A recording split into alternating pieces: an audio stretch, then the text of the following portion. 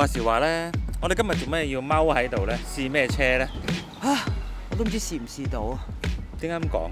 你睇下後面，成班走晒出嚟，個個發狂，琴日做晒啲嘢，都話要撲出嚟睇呢部車。我哋駕輛成立以嚟咧，好似未有一部車咧可以牽動到我哋全公司所有嘅員工出嚟試車。死啦！我仲有 friend 出嚟話睇添。我都有喎，哇！呢部車真係好勁，好勁！即係不如我哋問下佢點解對呢部車咁有興趣？先生，點解對呢部車咁有興趣咧？身為一個 Tesla 嘅車主，試完呢架車之後咧，性價比、舒適度、價錢唔使諗啦。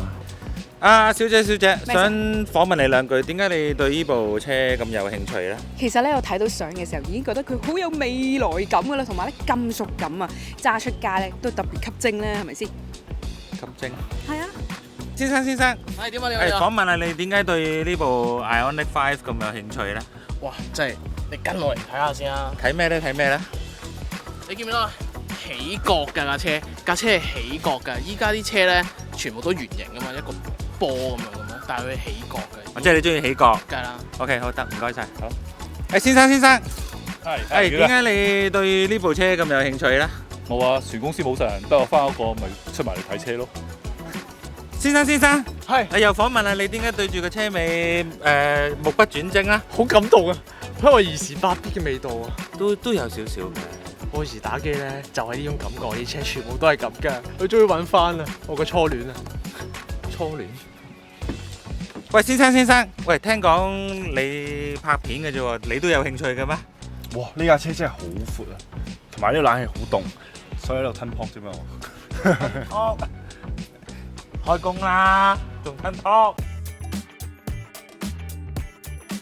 今次代理開出 Ioniq 5係邊個版本俾我哋試駕其實代理啊問我哋佢哋可以測試嘅就係基本版，一係就最勁嘅4驅版 R Plus。咁我哋就揀咗基本版。因為咧入門版相信係比較多車主有興趣嘅，咁一於試下入門版嘅性能究竟交唔交到功課先啦。咁至於你話架車嘅設計啊、尺碼啊，有幾多個版本咧？我哋其實之前都有條片介紹過噶啦。如果未睇過嘅朋友咧，可以去翻呢條連結咧，就會睇到關於 Ioniq 5嘅設計上嘅特色嘅。咁今集我哋做啲咩咧？咁當然就係我同佢測試性能啦。其次咧，仲有咩知唔知？哇！我想試下套 Bose 音響瞓唔瞓得？又係講音響最緊要。咁同埋我哋上一次咧就問咗好多觀眾啦，一啲關於呢部車嘅問題嘅。咁佢哋包括啲咩咧？安全系統啦，佢哋會想知啦。維修保養啦，車主好關心究竟博唔博取落訂嘅問題咧。我哋一陣都會捉埋阿 Ferry 同埋阿 Donny 咧，逐一解答俾大家聽嘅。幾時交車啊？係，呢啲我哋一陣再講，冇講咁多，我哋試車先。好。你揸先，我揸先。我揸先今次。你都冇問過我，直頭自己標咗佢。喂，第一樣要鬧嘅，喂依碌病啊，嗰個人體工學真係唔係太就手，佢唔會夾到，但係唔順手咯，得個靚字咯。咁鬧咗個門柄啦，但係有樣嘢又要讚喎，就好中意佢熄車嗰陣時咧，喂，張凳會褪開㗎。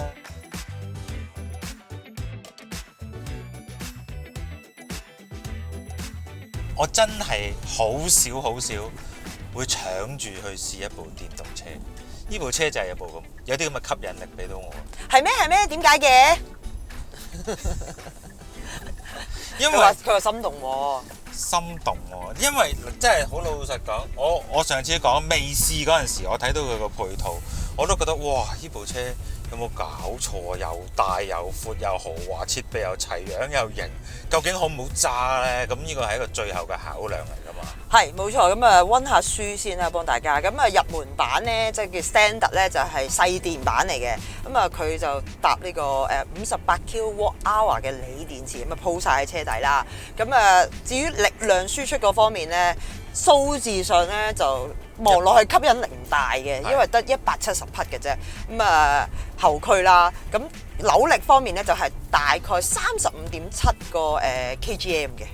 0至100咧個數字咧都係唔靚嘅，8.5秒。啲人即刻哇咁大架車會唔會係啊，力啊？但係實際上揸落去咧，咦又唔係喎。嗰個加速感咧係遠超乎你認識嘅數字上170匹嘅，嗰個加速力係好快好爽嘅。即係又唔係話唔係狂，唔係狂，巡航嘅速度一篤落去，喂，都有啲推背感嘅，有啲俾你嘅。我揸下咧，第一樣發現係唔好意思啊，鬧咗先。呢支波棍咧就係太波棍嚟嘅，即係佢唔係波棍啦，控制前後 P 波啦，但係佢擺個位咧擺得好低。實際上咧，我坐咗喺駕駛席度咧，其實我唔係好知入到咩波嘅，睇唔到嘅，俾個軚盤遮住咗，一定要用個 mon 去睄先睇到。咁呢個咧係一個需要適應嘅習慣。但係如果你係一個新手跳上呢架車，咁完全唔係好知定嘅話，好容易會入錯波。咁大家要小心。我反對。我嘅坐姿我係睇到㗎，唔會容易入錯波嘅，係唔慣咯，唔會容易入錯。反而我覺得 Benz 以前嗰個軚波入波棍咧就真係容易，因為剔啊嘛，你諗住以為打燈就會唔小心咧揸下車就剔咗落個空波度。我試過，我成日反對，我覺得嗰個係冇問題嘅。係咩？如果你一撈亂，大家留言講下啦。靜到癲，係所謂靜到癲咧係。唔係單止聲嘅，係成個感覺。個氛圍好靜啊！佢成個感覺係配合晒個懸掛啦，即係你唔係幾感覺到架車嘅胎噪啦，車出面啲聲啦，同埋佢嗰個懸掛嗰個濾震效果咧，都幾有高級車嘅。即係如果你留意下呢架車咧，嗰個全新嘅一個好剛性好強嘅底盤啦，呢個車殼咧其實都係用足料，你聽下啲門閂落係砰砰聲嘅。佢個懸掛係採用前麥花臣後多連桿嘅，咁以為都係咁啦個懸掛，但係一坐起上嚟個乘坐感俾我感覺係超乎我預期嘅，濾震效果唔錯嘅。另一樣我想講嘅咧就係通常電動車啦，因為車重嘅關係咧，避震調校咧相應咧會比較硬嘅。呢架車咧其實個調校咧都係硬嘅，但係咧佢嘅行程咧，我又覺得好好，濾震效能咧遠比我想象中舒適。佢硬得嚟咧又唔會太過干擾到乘客喎，尤其是後座啊，即係你坐個 Tesla 嘅話，你知其實真係硬後座係辛苦嘅。你會 feel 到啲震係入，即係食你自己食晒嘅個籮柚啊！係啊，依架車冇依個問題喎，真係。會唔會佢張梳化凳夠軟熟舒服？依個都係有關係㗎。係啊，佢張梳化凳夠軟熟舒服咧，就起碼減低咗10至20%啦。高速入彎嗰陣時咧，佢又 OK 喎，就撐得住喎。係咯，又撐得住喎。同我之前試嗰啲電動車咧，又有啲唔同喎。唔揸落去唔似電動車嘅，因為佢個 regen 嗰個 level 咧，有都幾多級俾你揀。總共有5級。係啦，由 level 0、1、2、3去到一個叫做 iPedal 嘅模式啦。咁iPedal 就叫做最大嘅 regen， 就係你靠一隻腳去控制加速同埋停嘅。但係我用到最大嘅 regen 咧，你都發覺咧，咦，佢又唔係挫得好勁喎。但係你會 feel 到嗰個車大嘅。係，即係你揸落去感覺嘅車大。佢揸落係大車嘅感覺，視野都係高嘅，你望到頭冚咧係相當之闊嘅，即係大家都以為哇，呢架車好似Golf 咁細部，其實呢部車好大部，好大部，足佢3米啊！呢部車係冇錯，係好大架嘅，尤其是我哋而家喺大清呢啲比較窄嘅。係啊，你睇下我同佢左右嘅距離，已經知其實係真係大車嚟嘅呢部係。冇錯，唯一我係唔中意個軚感偏輕。個軚感係相對偏輕嘅。反對。點解呢？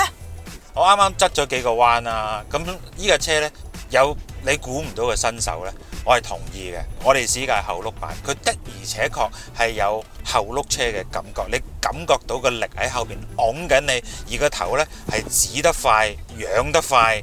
但你話軚感係咪真係冇呢？我又唔覺得喎。係咪真係好輕呢？我又覺得啱啱好喎。可能我預計佢係仲輕，但係實際上佢唔係好輕咯。安全系統嗰方面呢，咁佢都幾齊嘅，有 Lane Keep 啦，有盲點提示啦。佢我頭先都測試過嘅，佢個盲點提示都幾快幾清晰嘅。至於個 Lane Keep 啦，大概喺時速60公里嗰陣時候呢，佢就會着個 Lane Keeping 啦，嗰個亦都會着埋嗰個叫車道保持系統。但係佢介入得好快喎。係，但係我唯一我覺得佢太快喎。係啦，唯一挑剔嘅地方呢，佢有時嚟得好突然，係啊佢有時消失得好快，你唔知佢幾時幫緊你嘅。係，剛才佢先見佢打燈咧，呢個 mon 咧都會切換左右好中意㗎畫面，我呢個我都覺得好。因為呢個都係亨地之前啲車系都已經有㗎啦。呢個安全系統俾我嘅感覺係咩咧？佢係一個好似我細個嗰陣時一個好暗沉嘅阿媽咯。點解？即係佢好關心你，樣樣都要提住你。驚你出街又你要小心啊！睇住車過馬路啊！睇住曬太陽攞把遮啊！咁佢好關心你嘅，但係過分咗咯，我覺得。但係呢啲都係愛嚟嘅。好煩。喂，我頭先轉用咗 Sport Mode 轟咗一輪啦，講下個 Sport Mode 就喺邊度調價先？喺軚盤度咯。喺軚盤度咧，佢有粒係咪算扮保時捷啊？係。咁佢有個按鈕旋轉，即係有個按鈕喺個好似旋轉我，但係佢唔係旋轉㗎，佢撳嘅，有個 drive mode 嘅掣。長號就係雪地模式啦。咁佢有幾個 mode 俾你揀啦，Eco 啦、Normal 啦、Sport 啦，同埋香港用唔着嘅 Slow 啦。係啦，咁啊，你話開着咗個 Sport mode 有啲咩唔同咧？喂，佢揸起上嚟咧，好似一部電動車，好似 IX。嚇？好似。真啊嗎？係，好似。嗰個感覺反應再快咗好多嘅，我頭先試過就即係各方面嘅反應啦、加速啦。即係你睇落呢架車個外形，走科幻路線啊，梗係玩個籠又闊啊，玩舒服啦。喂你估唔到咧，佢砌起上嚟都唔失禮喎。即係當然啦，喺電動車嘅年代就唔會話好激情，但係佢起碼聽話佢俾到後轆車嘅感覺你，而呢種後轆車嘅感覺咧係唔難駕馭嘅。四驅好玩啲，淨係後轆好玩啲呢？我暫時答你唔到。但係純粹以一架入門車嚟講，佢嘅馬力、佢嘅操控呢，我收晒貨。嗱呢個時候呢，好多人就會話點解唔買 Tesla？咁啊，啲觀眾最中意講㗎啦。如果純性能同埋操控呢，你可以話係梗係咁 Tesla 一定係贏嘅。喂，砌得㗎呢部車。係，咁佢哋又覺得8點幾秒啊。喂，唔係喎。佢俾到我速度嘅滿足嘅喎，真係喎，揸上嚟，頭先我都唔係慢。咁啊，我仲有少少對呢架車有少少微言嘅，我真係要求佢太高啦。即係我頭先講咗啦，你閂門嗰陣時，你個凳會移開啦。咁軚盤要手動啊，真係。咁又係。即係。我好少見亨利車軚盤手動啊，真係嚇。通常佢乜都俾晒你噶嘛，係啊，亨利啲車乜鬼都俾晒你噶嘛，又好少見亨利啲車係手度，你睇金屬腳踏都有，但係即係個大環。同埋即係喺而家嘅連接年代，你成車都係USB 咧，我又覺得 USB-C 就好似合情合理啲啦。仲有一樣咧，就係呢架車咧嗰個迴旋半徑咧。都幾大嘅。喂，大佬3米續佢啊！嗱，我而家以為係夠咧，又唔夠。3米續佢啫，一手掉頭好冇？咁啊，要扭停車場嗰陣時，真係要小心啲。唔怕，鏡頭夠多，同埋我哋測試過360鏡頭都幾清晰下嘅 ，OK 嘅。即係呢架車起 HD 嘅質素，唔係 VCD 質素嚟嘅。呢架車又起晒角啦，又凹又凸啦，即係硬到咧，真係不得之了嘅，真係多謝你，我代表維修部。都好難自己出面搞掂喎。喂，170匹遠比我想象中快啊！真係搞到我好有興趣試300幾匹嗰部啊！同埋個頭，爭4萬，個頭真係入得快喎，有後轆車嘅感覺喎，揸上嚟。佢個彎路嘅動作，佢個走姿咧非常之自然，而係你預計得到啊！真係不七之了喎，有路感嘅喎呢個車。嚇係咩？係喎，真係。頭先我慢試啊，而家想快試啊！你到我嚇？到。即係你真係知道架車同個路面之間嘅關係喎，少有喎喺電動車入邊呢家嘢。冇咁誇啊！我頭先揸得慢啊，未試到啊！你俾翻我試啊！而家快啲！哇！以重心咁高嘅車嚟講，真係犀利。幾好啊嘛！我頭先都話我頭先慢揸其實都 feel 到佢重心唔錯。而家我想試一試快。哎呀，得啦，你快啲！係好煩啊！快啲到我。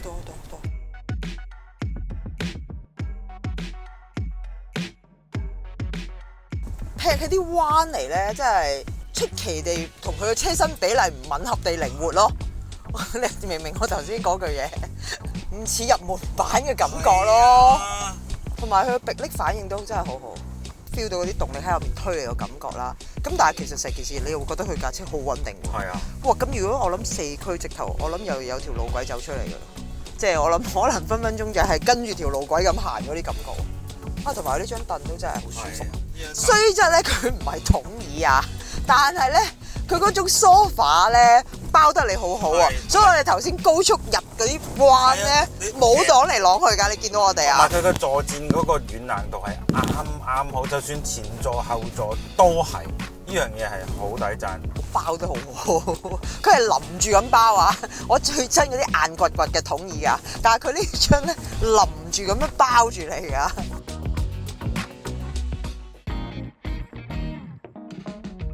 好啦，佢哋啱啱試完車啦，依家咧就交俾我哋嚟試一試後排嘅空間容量同埋車尾箱容量，係大家好關心嘅問題。冇錯，所以就循例坐3個人俾大家睇下後排嘅空間點啦，相當闊落嘅。我覺得坐上嚟咧，中間我呢個中軸位咧係平嘅，都擺到，唔會話腳位好充足啦，頭頂位交俾最嚴苛嘅標準。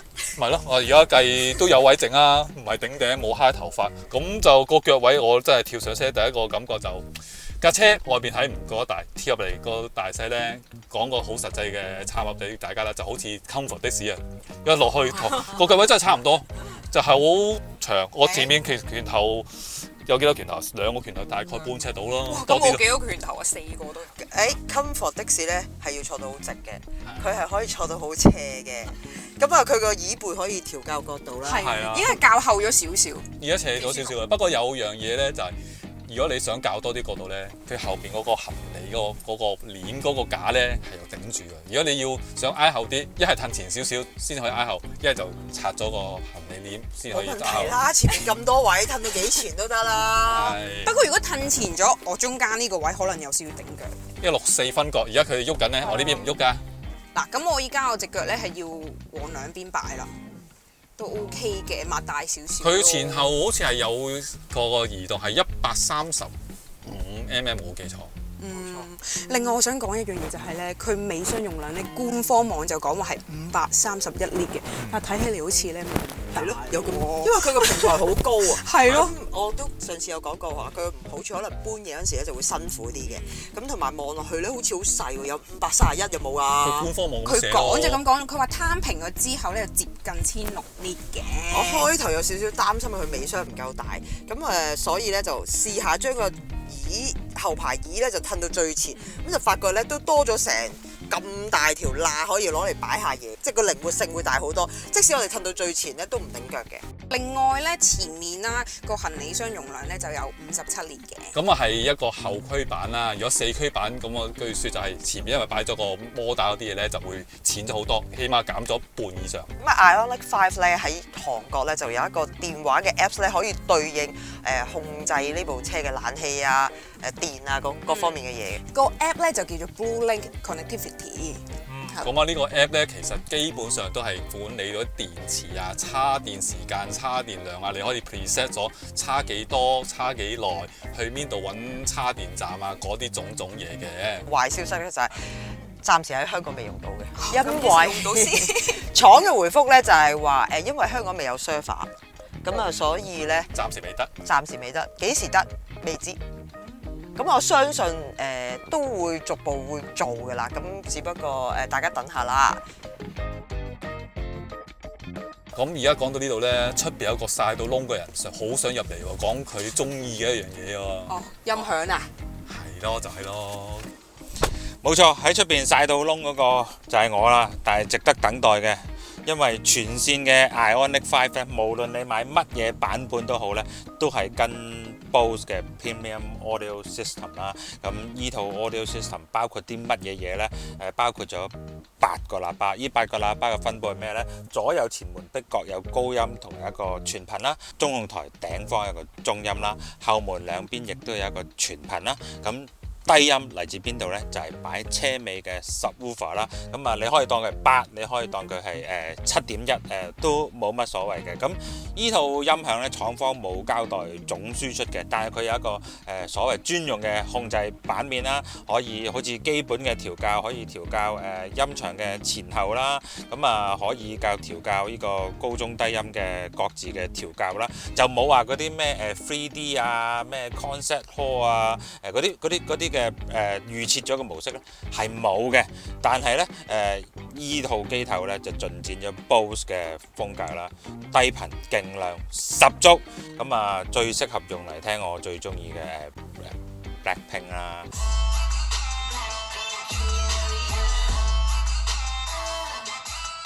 嘣嘣聲啦，咁你係低音向嘅咧，你一定係好滿足啦。但係由於佢唔係話真係哇好勁嘅系統，咁你話去到啲人聲嗰個密度啊、音場嗰個通透感啊、高音嗰啲弦樂 crank 落去嗰啲又唔係話去到極 high end 嘅水平。但係佢絕對聽得入耳咯，尤其是如果你係低頻控，佢嘅 bass 嘅量感係好充足嘅。不過唯一要挑剔嘅就係你要駁 Apple CarPlay 咧，就一定要駁有線嘅系統咯。咁要拎住條線，但我發覺如果你用 Bluetooth 去駁，同埋用有線嘅 Apple CarPlay 去駁咧，好明顯咧 Apple CarPlay 出咗嚟嘅聲音咧係會好啲嘅。嗰個層次感咧會分明細緻好多嘅。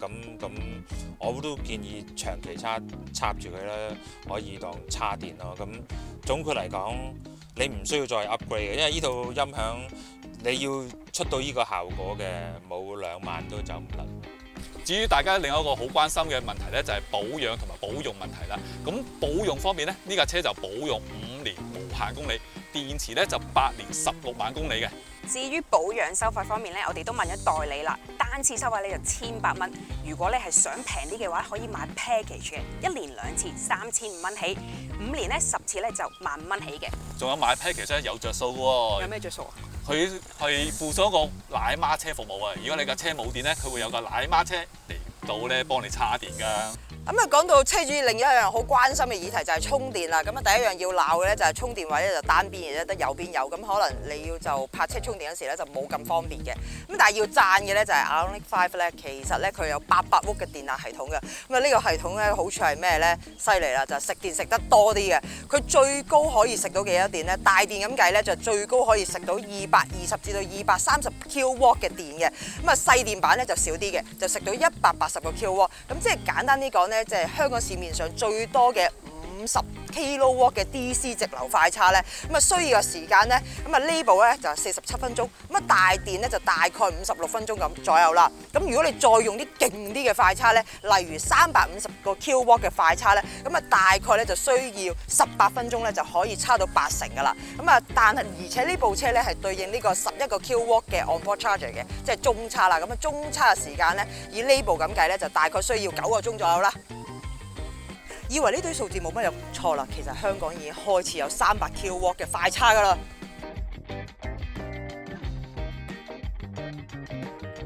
嗱好啦，嗱車咧就真係試完啦，入門版嘅 Ioniq 5咧真係得到我極度嘅歡心，非常之喜愛呢條片。再強調啊，並唔係廣告，1蚊都冇收過。有收過錢嘅話，天打雷劈我啊！你哋走開，我一個人承擔。咁啊，重複下俾大家聽先啦。入門版嘅車價咧就係358000幾嘅。咁啊，至於頂級版咧就398000幾，即係呢個係1換1嘅價錢啦。咁啊，貴4萬蚊啫喎。中間仲有一部喎。係，中間一部又係貴2萬啦。你要揀邊個版本咧？我會揀中間加多2萬 R Plus。因為佢個續航距離係長啲嘅，即係最長3個版本中最長係佢啦。我呢對於我住得比較遠啲嘅地方嘅人咧，就安心啲。我不嬲都同你思想一致，我都係揀中間嗰部，因為長啲啦，貴2萬蚊，後驅嘅感覺非常之良好。我都係揀 long range 版啦，中間嗰個版本啦，因為哇叉電真係幾煩下，叉咗耐啲，咁性能方面真係佢又唔係最快嗰架。需要買去啦，就所以要最長嘅續航距離版本最好啦。似乎我哋嘅意見都係一致。你表態啦咩？我都係覺得中間嗰部係最好，即係個電又大啲啦，咁啊力量又多啲啦，又未至於我覺得，因為後驅嘅感覺已經好良好，未至於我覺得唔需要4驅，即係慳翻2萬。雖然2萬又唔係咩錢咯，係呢個真係好難揀。其實我又想夾慳，哎呀唔知啊，唔好理啦。中間夠啦。係啊，因為大家要知道啊，你揀咗4驅版咧，嗰個前行李艙咧就擺少咗好多嘢嘅，呢個少啫，都要考量嘅問題嚟嘅呢個。我自己覺得，即係2萬又唔係爭太遠，其實可以加埋，睇下邊部交車快啦，唔好講咁多啦，係咪先？